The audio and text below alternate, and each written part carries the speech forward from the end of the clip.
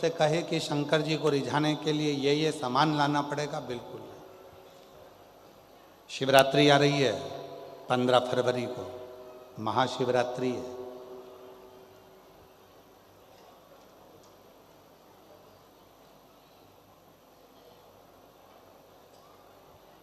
कितना भी विशाल रोग है शरीर में, कितना भी, भले डॉक्टर जवाब दे दिए कि ये रोग, और हमने फिर निवेदन करेंगे, डॉक्टर शिव का रूप है, हम डॉक्टर को शंकर कहते हैं।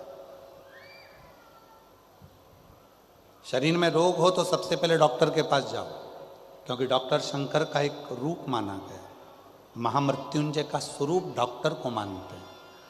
तो जांच का बोले जांच कराओ, दवाइयाँ का बोले दवाइयाँ खाओ, फिर भी अगर दवाई ना लगे तो महाशिवरात्रि जो 15 फरवरी को आ रही है, एक बेर, बेर को क्या बोलते तुम्हारे डबरा में, बेर बोर क्या बोलते, जम के तो बोलो, वो खाने वाला बेर बोलते ना। एक बेर शिवजी के शिवलिंग पर 2 सेकंड के लिए उसको शिवलिंग पर चढ़ा दीजिए, पंचाक्षर मंत्र का जाप करिए नमः शिवाय, या षडाक्षर मंत्र का जाप करिए ओम नमः शिवाय, या श्री शिवाय नमस्तुभ्यम का जाप करिए, बाबा को प्रार्थना करिए। बाबा, सुना है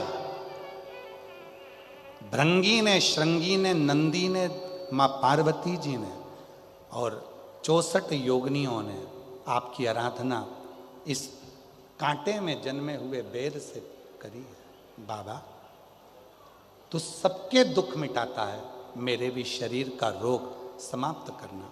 बेर चढ़ा के उसी बेर को प्रदोष काल के समय पर, शाम के समय पर थोड़ा सा उसको खाना, और बन सके तो पूरा खा लेना, गुठली फेंक देना, नहीं खाते बने तो थोड़ा सा खाना। 15 दिन 20 दिन बाद वापिस डॉक्टर से कहकर जांच करवाना, जो रोग था धीरे धीरे समाप्ति की ओर आना प्रारंभ हो। एक बेर में वो बल होता है, एक बेर में वो फल होता है, वो बल होता है कि महाशिवरात्रि के दिन उस बेर की इतनी महत्वता हो जाती है, इतनी महत्व। पार्थिव शिवलिंग का पूजन कलियुग में सुख प्रदान करता है, सुख। चर्म रोग हो गया, चमड़ी सफेद पड़ने लगी, शरीर में चिट्टे पड़ने लगे, पूरा शरीर बेकार होने लगा, या परिवार में कहीं ना कहीं किसी ना किसी रूप में कोई आपका धन लेकर चले गया, धन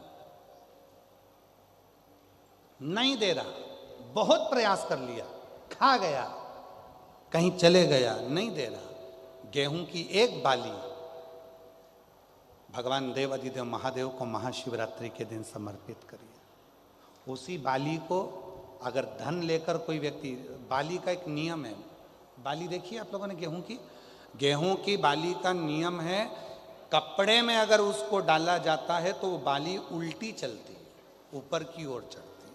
उसी तरह जो शिवजी पे बाली चढ़ाई जाती है, उसी बाली को लेकर घर के मेन दरवाजे पर, मुख्य दरवाजे पर, अंदर जहां हम प्रवेश करते हैं उस पर कहीं पर भी उसको रख दीजिए। वो कैसा भी धन तुम्हारा कोई लेकर चले गया हो, उसके बाप को भी लाकर वापस देना पड़ता है, वो धन लाकर वापस देता ही है। उसका पिता भी लाएगा, कैसे भी लाएगा, पर वो धन को लाकर देगा, कैसे भी लाए। उसको बेचे नहीं, उसके अंदर, उसके भीतर से उसको बहुत बहुत बहुत तकलीफ होती है, उसको लाना पड़ता है। वो बाली वापिस खींच कर ले आता है, उसके पिता को भी लाकर देना। गए हुई संपदा, वैभव, धन, महाराज एक बाली शिव को समर्पित करी जाए। हम तो यहाँ तक कहेंगे मेरी जीजियों से, अगर तुम्हारे घर में वंश नहीं बढ़ रहा, संतान नहीं है, औलाद नहीं है, 20-20, 25-25 साल हो गए, 23 साल, 30 साल भी अगर हो गए हैं, तो प्रत्येक महीने शिवरात्रि आती है, हर महीने की शिवरात्रि पर गेहूं का एक दाना शिव को समर्पित कर कर शंकर की कृपा, शिव की उदारता, शंकर की भक्ति, अविरल भक्ति हमें सुख देती, आनंद देती। एक पार्थिव शिवलिंग का निर्माण, हम सतयुग में नहीं है, हम सतयुग में नहीं है कि हमें हीरे के शिवलिंग बनाना पड़े, माणिक शिवलिंग बनाना पड़े, रतन के शिवलिंग बनाना पड़े। ना हम त्रेता में कि हमें सोने के और चांदी के शिवलिंग बनाना पड़े, ना हम द्वापर में हैं कि हम पारत का शिवलिंग बनाए। हम तो कलयुग में हैं, और कलयुग में भोलेनाथ जी की भक्ति का सबसे सुंदर तरीका है पार्थिव शिवलिंग का पूजन करो।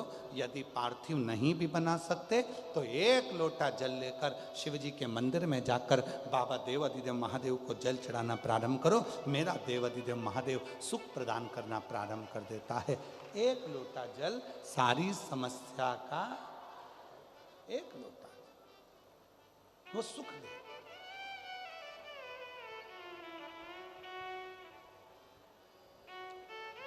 इसलिए शिव महापुराण की कथा कहती है हमारे बीच में। हर हर महादेव, श्री शिवाय नमस्तुभम। पूजनीय गुरु जी द्वारा बताए गए बेर के बारे में और गेहूं की बाली के बारे में बहुत ही अच्छा उपाय बताया गया। आप अवश्य करें, इससे बहुत ही लाभ होगा। और महाशिवरात्रि का धन की प्राप्ति का उपाय भी है, तो आप अवश्य यह कथा जरूर सुने और ज़रूर उपाय करें। अगर ये वीडियो अच्छी लगी है तो लाइक शेयर करना बिल्कुल ना भूलें। हर हर महादेव।